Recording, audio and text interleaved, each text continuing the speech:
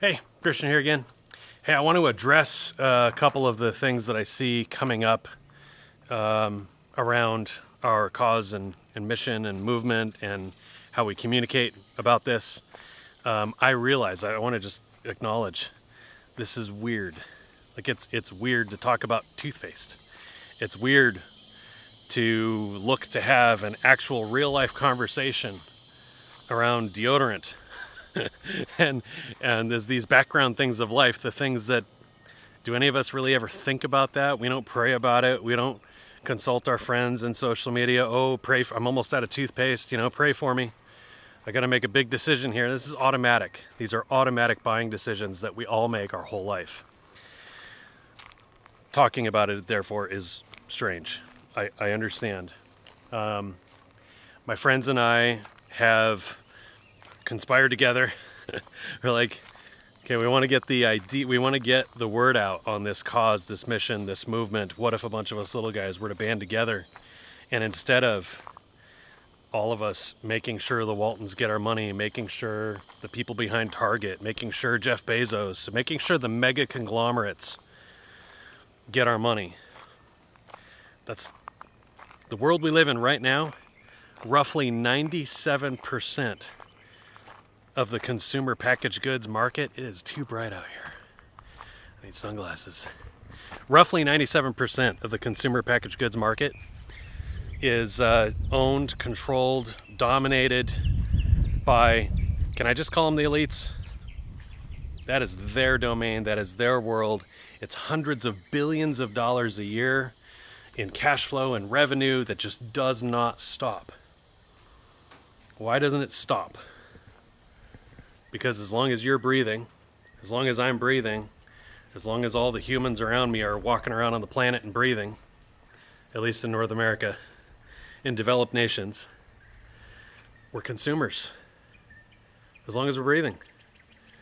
So when you own and control almost that entire game, 97%-ish, what does that mean? It means the Mississippi River of cash, of $100 bills, is aimed at the mega conglomerates.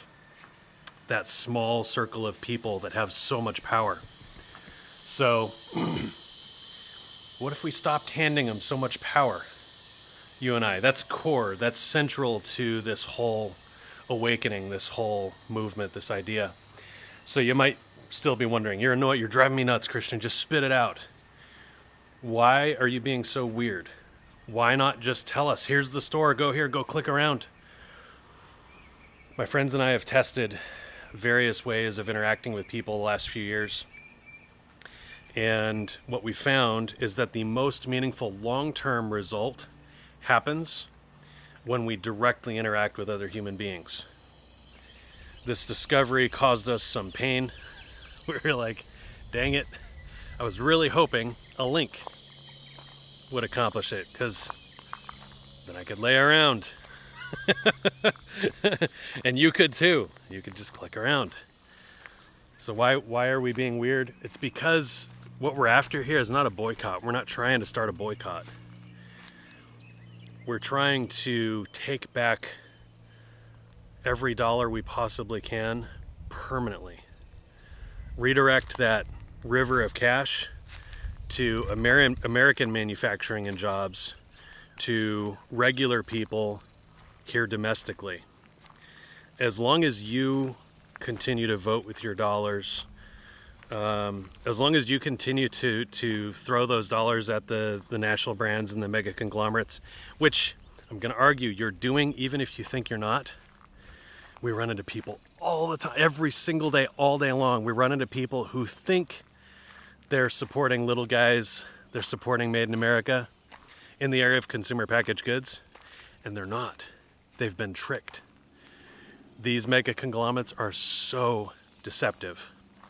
So the ask is that you submit your info, which I know, on the internet in the modern day and age. Are you nuts?